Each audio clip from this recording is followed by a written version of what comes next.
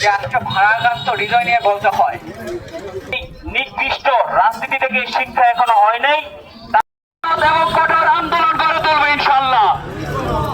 আমরা বলতে চাই এটা শুরু, মাত্র 12 তারিখে গিয়েছেন ক্ষমতায়।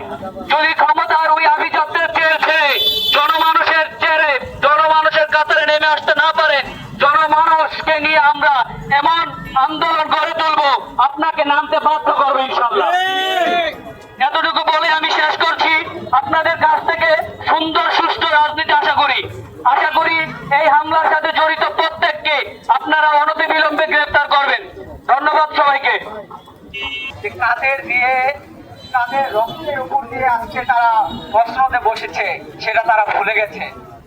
তাদের রক্তের বিনিময়ে তারা বাংলাদেশে এখনো দাঁড়িয়ে আছে, সেটা তারা ভুলে গেছে। এই 1400 শহীদের রক্তের উপর দিয়ে তারা আজকে ক্ষমতায় প্রবেশ করেছে, সেটা তারা ভুলে গেছে।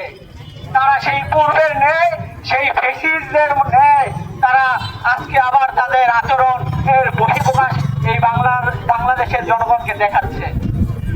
আমি বলতে চাই যে বাংলার জনগণ দ্বিতীয়বার আর এগুলো মানবে না। বাংলার জনগণ আর রক্ত চায় না, হানাহানি চায় না, মারামারি চায় না। তারা চায় এক শান্তিপ্রিয় বাংলাদেশ।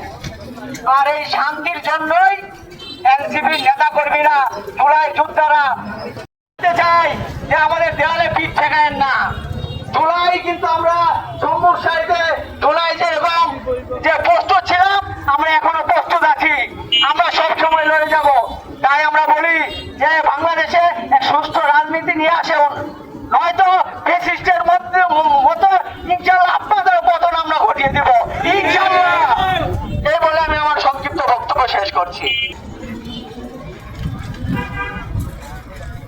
বিসমিল্লাহির রহমানির রহিম। সকল প্রশংসা মহান আল্লাহ তাআলার নামে শুরু করে আমার বক্তব্য শুরু করছি।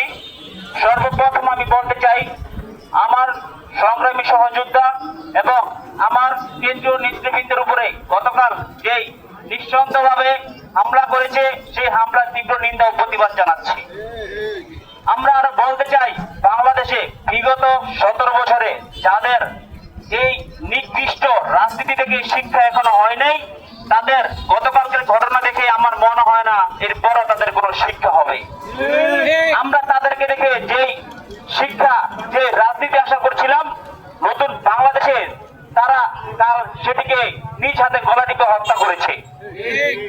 আমরা বলতে চাই, কোটা আন্দোলন যখন হয় 2018-19 সালে, তখন নিকৃষ্ট ছাত্রলীগ গণ হত্যার সাথে জড়িত এবং যেভাবে অসহায় ছাত্রদের উপরে হামলা করেছিল, রামদাও এবং পিস্তল নিয়ে ওপেন শুট করেছিল, তখন আমাদের ভাইরা সংবাদ মাধ্যমে এসে বলে আমরা এটার সাথে জড়িত না। কিন্তু আমরা গতকাল 24-এর জুলাই আন্দোলনের পরে নতুন বাংলাদেশকে নিয়ে যে স্বপ্ন দেখেছি, তারা কালকে এসে সেই সেম কাহিনী শুরু করেছে। তারা বলেছে গতকাল যে ঘটনা ঘটিয়েছে এটার সাথে আমাদের কোনো সম্পৃক্ত নাই। আমরা দেখতে পাচ্ছি